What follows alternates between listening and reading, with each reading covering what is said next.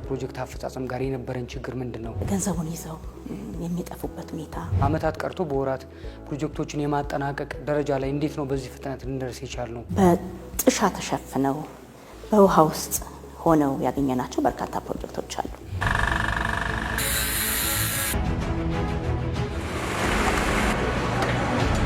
ማህበራዊ ቀውሱንስ እንዴት ፈቶልናል? ፕሮጀክት አስተዳደር ስርዓታችን ለውጥ ማምጣቱ የዘገየ ድልድይ፣ የዘገየ መንገድ፣ የቆመ ህንፃ